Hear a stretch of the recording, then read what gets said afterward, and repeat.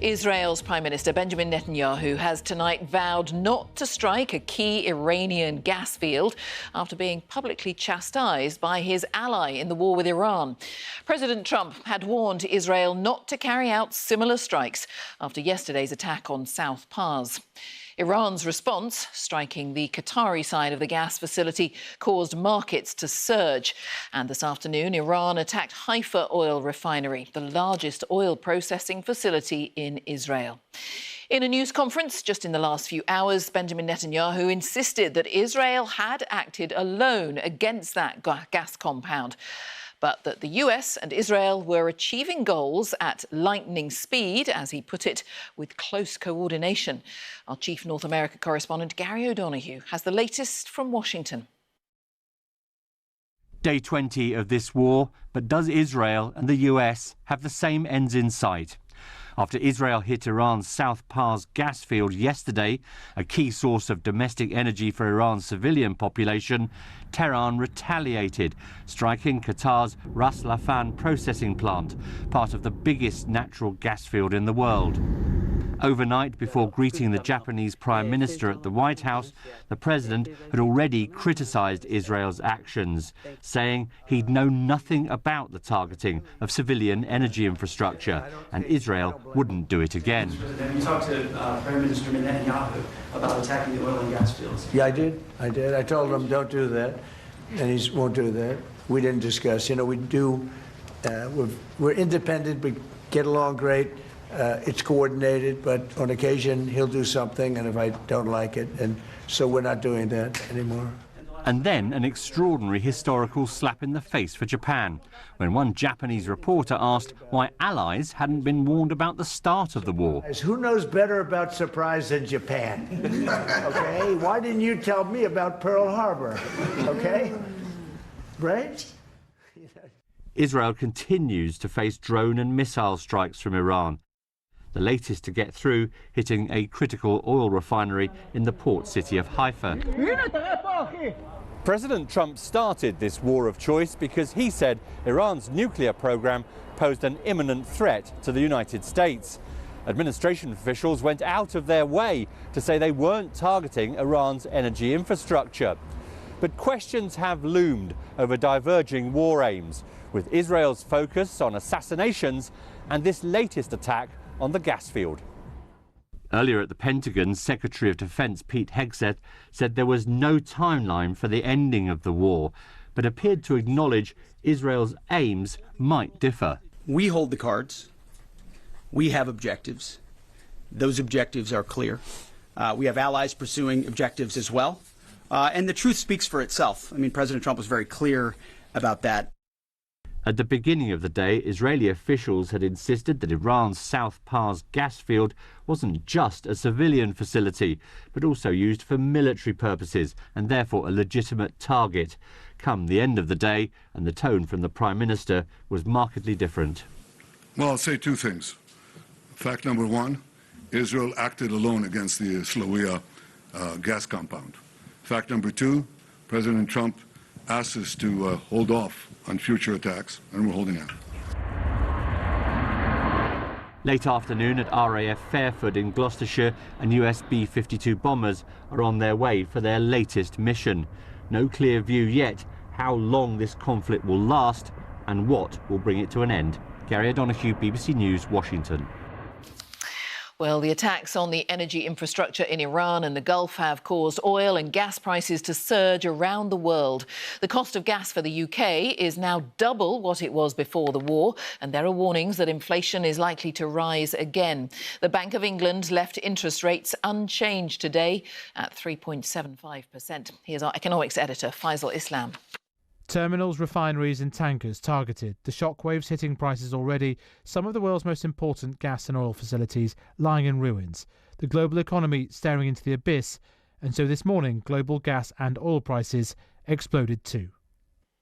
This is what that looked like for the UK. Even though not much gas comes from Qatar and none at all comes from Iran, physically, the shockwaves affect the market prices. And you can see there up it goes, enough to add £20 to £30 a month to typical bills if it's sustained, but not as much as we saw back in 2022 during the painful Ukraine energy shock. Likewise with oil too. Up it goes there at the end. And this time it's a bit closer to what we saw in 2022. This is the UK Brent oil price. In some Asian markets, we're already seeing $170 for a barrel. And then there are all the other commodities affected. Urea, important for fertiliser, jet fuel at record levels, wheat, aluminium, steel too, some of it trapped in the Straits of Hormuz on ships, others byproducts of oil and gas. So not yet a full-blown energy shock, but it is pretty shocking.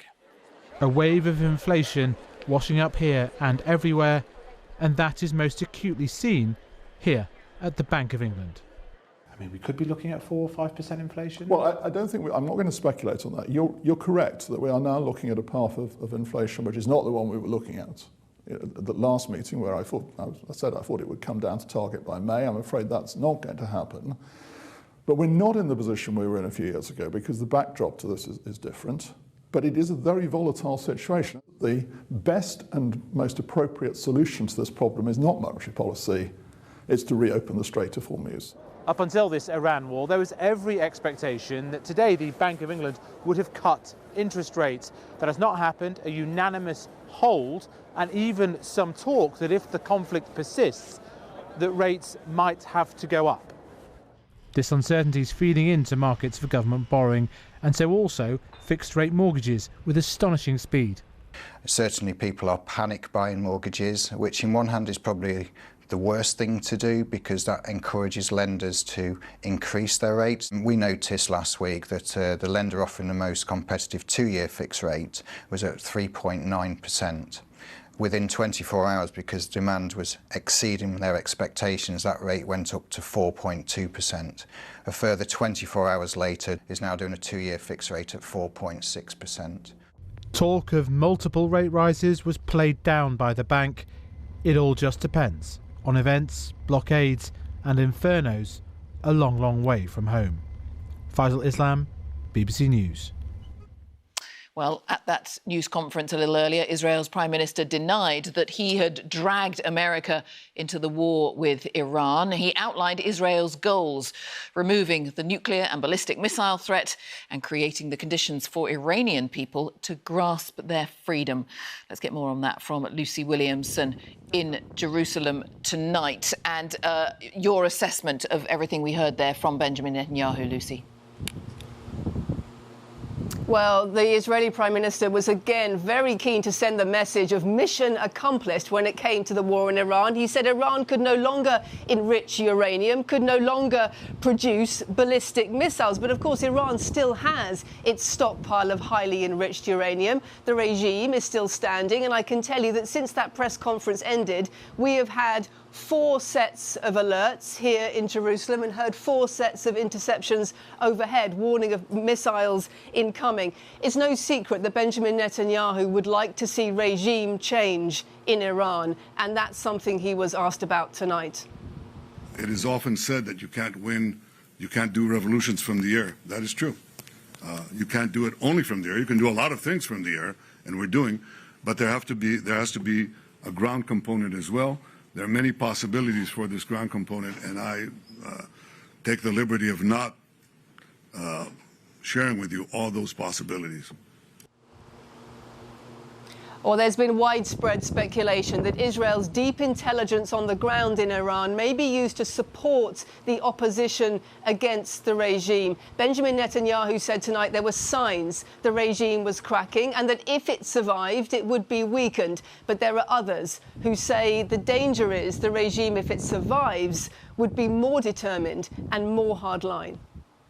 Lucy, thank you very much. Take care. Lucy Williamson there in Jerusalem. Iranian media reporting fresh attacks on Tehran tonight. Our chief international correspondent, Lise Doucette, is here in the studio with me. And we heard it there again. Benjamin Netanyahu talking about regime change. Really, what are the prospects, Lise? He's been talking about that for a very long time. He talked about it last year during the June war. He's talked about it again. Recently, he expressed some uncertainty as to whether or not it could happen, or at least anytime soon. And it's really hard, Jane, right now to have any real clarity about what's happening on the ground. But what we can say is that so far, there are no signs of surrender, no signs of even any cracks, and certainly not collapse. He talks about creating the conditions. So what has Israel been doing so far? In the last week, it has assassinated all of the top commanders and officials who were responsible for crushing the protests in January and many waves of protests since then. But as Lucy hinted, the people who replaced them were waiting in the wings. They are less experienced, they are more hardline, and now, after what's happened in this war, driven by revenge. What else has the Israelis been doing? In the last week, they've intensified their attacks. They're going right in at street level, destroying some of the security forces, killing some of the security forces on the ground. There are reports that some of the police, the regular police, are not showing up at the stations, but the paramilitary Basij who patrol the streets are still out in force, warning protesters that if you come out, you'll be treated like the enemy. And today, Israel used another of its weapons. It executed 3 young men accused not just of killing 3 policemen during the January protests, but also with this, they used this expression of waging war against God and also collaborating with Israel and the United States. Prime Minister Netanyahu hinted there could be opportunities. He's spoken of surprises to come. Right now, we're not seeing it, but this remains a very unpredictable and a very perilous war. And for now, most Iranians are caught between threats from the skies and threats from the streets. Lise, as ever, thank you so much, Lise Doucet.